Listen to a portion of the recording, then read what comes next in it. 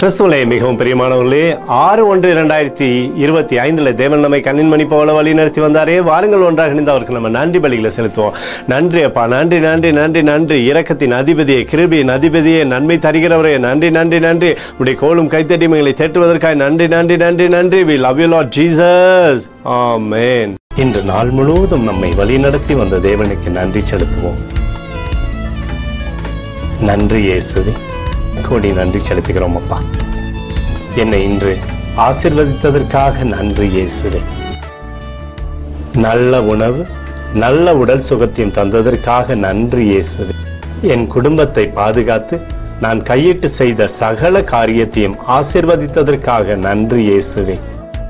இன்றைக்கு என் வாழ்வில் நீர் கொடுத்த எல்லா ஆசீர்வாதங்களுக்காகவும் கிருபைகளுக்காகவும் நன்றி இயேசுவே.